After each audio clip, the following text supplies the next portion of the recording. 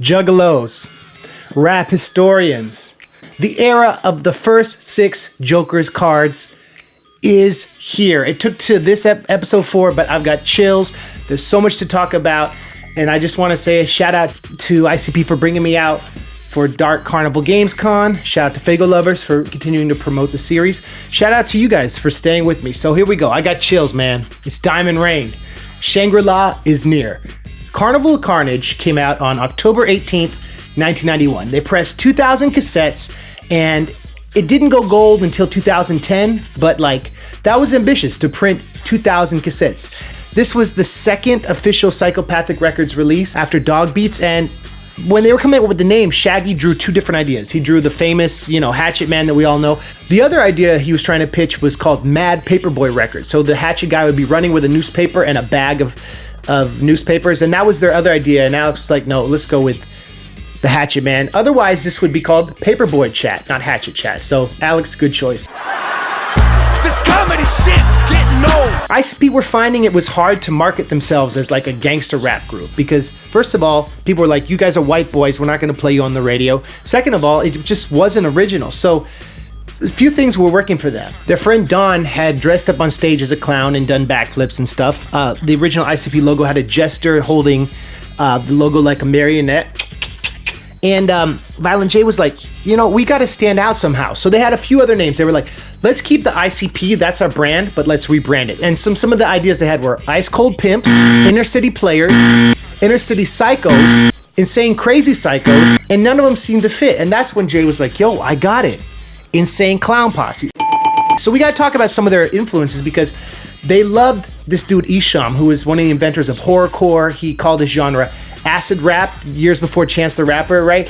I ain't acid rap, but I rap on acid. He was really influenced by the Ghetto Boys, and there was a cover of Isham, Homie Don't Play, in reference to the Living Color skit, right? Homie, don't play that. Where he's hanging out in the car looking like a crazy clown, and Jay was in the record store and he asked the guy behind the counter, is like, does Isham always dress like this on stage? And he's like, nah, that's just for the album cover. So there's all this imagery of like clown metaphors and all this stuff, and Jay says in Behind the Paint they weren't really into carnivals and clowns as kids, but they thought it would be a cool technique because Don had left the group. They were like, why don't we put clown makeup on? By the way, it's harder to tell what race they are, right? They could be rapping skin color doesn't matter. ICP was like, all right, so Isham is rapping about devils. He calls himself the Unholy. That's like some wicked stuff. We won't quite go that far, but we'll dress up as these vigilante, crazy clowns who kill people who deserve to be killed. And that was the whole concept for the project. And boom. I know this is Malenko, but come on, that's huge. That's huge. So Jay went home that night shaking with anticipation and joy. And he's up all night, freaking out, hanging out, lying next to his girlfriend. He has this image, and he describes it so well in Behind the Paint. He's like, all right, well, I had this image of this clown, this giant clown walking around with a blue and pink jester hat. And he's holding cards, and he's holding a stack of 6 Joker's cards. And as he's walking, he's dropping each one, right? Oh, shoot, it's just so sick. He's dropping each one. Then Jay imagines he flies up higher than the tallest skyscrapers in Detroit, and he looks down, and it's this traveling carnival. What? The Dark Carnival. And it's moving, and it's traveling, and all these creatures are there, and it's going towards a giant city. And this is where Jay's dream gets crazy. He then has this vision of hearing the sounds of hell, right? Hearing everyone who's punished and being tortured in hell. And he hears that as he sees the carnival coming towards the city. And in Behind the Paint, he talks about how after this, every great idea, the inspiration came just from them not thinking, being a channel for this divine idea of the Dark Carnival. And I think that is so dope. This album sets the scene for that, right?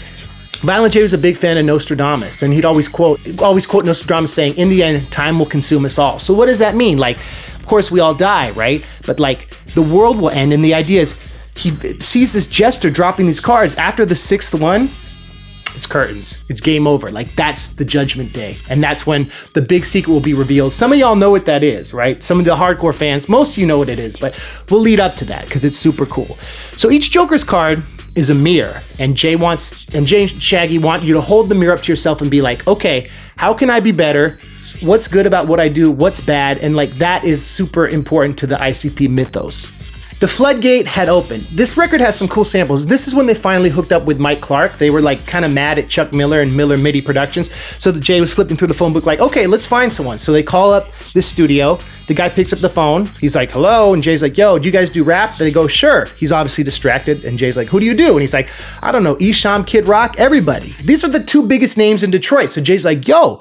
So they go over, they meet with Mike Clark, and they're like, this dude chilling in Ferndale with this scruffy studio, let's see what he does. And they were so impressed by how quickly he worked. This album has some dope samples. Mike Clark samples Beastie Boys and Black Sabbath on Never Had It Made. On and on and on and on. I can't stop, yo, until I earn. Big man cussing and you know I'm pissed with these iron bracelets on my fucking wrist.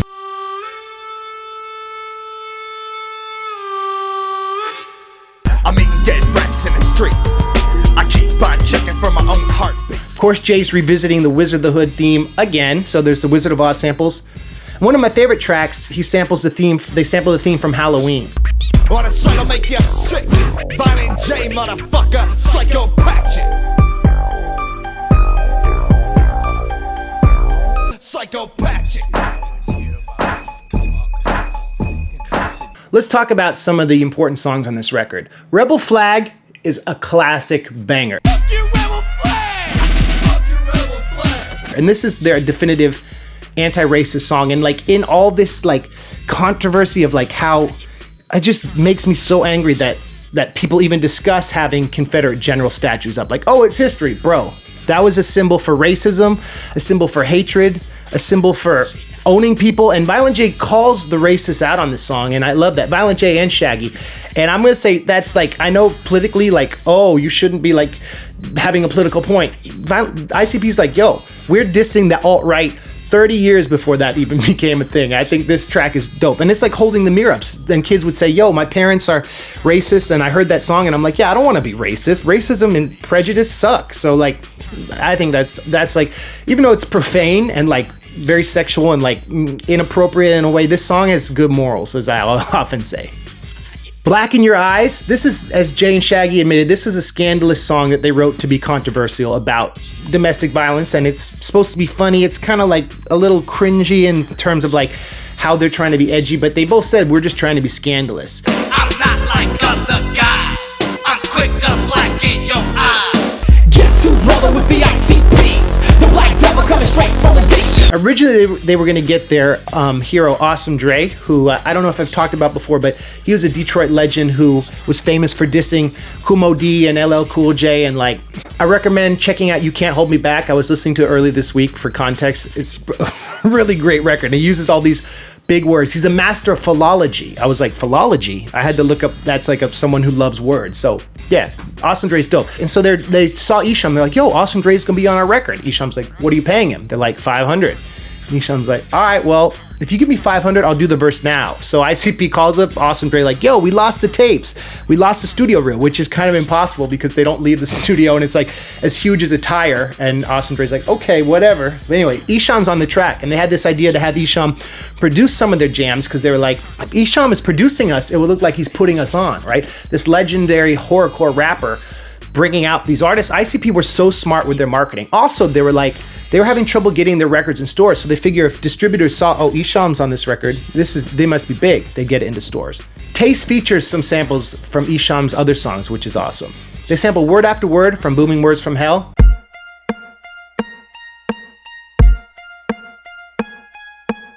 Yeah, we had it for Birmingham, Grosse Point, and Beverly Hills. Which is kind of cool because it's like Esham's like, yeah, you can use my samples, or I don't know if he said that, but it got this image that like he was putting them on. Then they get Kid Rock on the record. They get that hookup through Mike Clark because Mike Clark, they say, yo, can you call him? Because Mike Clark had been producing Kid Rock. Now Mike Clark does Kid Rock's Monitor mix on tour, but he calls him up and Kid Rock's like, what'd you pay Esham? 500. I'll do it for 600. So he comes to the session. He's famously drunk and messed up and messes it up. And then he comes back the next day and Jay says, he schooled his verse.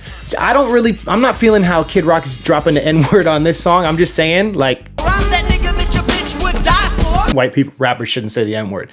That's my opinion. Y'all could disagree, but I'm gonna stand by that opinion.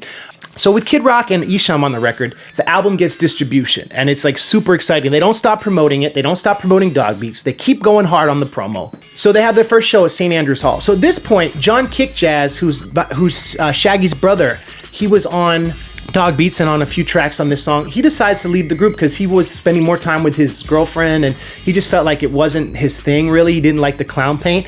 So they're like, oh God, what are we gonna do? Our homies left the band. ICP is a group. All the promo has 3 of us. So the first show, they have their friend Greasy, who raps on In the Howl. He comes and does John Kick Jazz's parts. And it goes well, but they get to the point where they're like, all right, well, we're gonna just try it as a duo. So after their first sold out show at St. Andrews Hall, they play a show at a venue called the Magic Bag, which they sell out. And so Isham is like, I want you to play my album Kill the Fetus, which is 70 minutes long. So after openers go on, they play Isham's new record in entirety. The crowd's getting restless. They're chanting ICP, ICP, which Jay says is the first time that happened. And their manager, Alex Abbas, is like, you guys got to go on. The crowd's getting restless. It's been like a half hour of Isham's record. Isham's like nervously pacing. He's supposed to come out and do the song Taste with them. Violent J and Shaggy are like, I don't know what to do. So Alex goes and cuts the song. Isham comes out with his wireless mic, right? This is a momentous moment in ICP history. And Isham goes, yo, I just want to say, ICP have an effed up manager. And the crowd pops and goes crazy. And then Isham and his boy from Nadas, they duck out the back door. So Jay and Shaggy come on stage and they're like, what the heck? What do we do? Like this local rapper just dissed our boy, our manager, and he's out. This huge rapper who's like our big cosign. So what happens? They start doing the song. And there's a kid in the front row flipping Violent J and Shaggy off. Because this is the first show without their third member, they decide to liven things up and have a tub of Faygo on stage instead of water to kind of make things more theatrical, and they rap about Faygo, right, to like hold it down. Jay grabs a soda and he just whips it at the kid doing the middle finger. So Shaggy grabs a soda and starts throwing it, and this was the first example of Faygo being thrown at a show. So the club manager comes on, tries to get the Faygo off stage because they're destroying the place. Alex gets in a fight with her, and it's pandemonium. But that was the beginning of everything. So if Isham hadn't gone on stage and dissed Alex, would ICP be throwing Faygo? What would ICP have been like with 3 members? John Kick Jazz, rest in peace, passed away a few years ago, and his story's kind of like, it's really tragic. Like, they kind of didn't talk much, and he had a lot of addiction problems, and he was brokenhearted. He moved back in with Joey's mom, Shaggy Two Dope's mom, and like, sad story. You can check, I'll put in the comments the video where they reminisce about what happened. But he spoke at the Gathering of the Juggalos. They did a seminar at the 3rd Gathering of the Juggalos, and he was like a celebrity, and Shaggy and him talked afterwards, and it was like one of the last times they really hung out. So this is Carnival of Carnage. We set the stage for the incredible saga of the Joker's cards. I'm MC Lars. Insane Clown Posse means so much to me as a rapper, as a performer, as a human. Please subscribe for more Hatchet chats. I'll see you guys at DCGCon. And thanks again for checking it out. And I also make other songs too. Anyway, see you later and peace. Have a good week, y'all.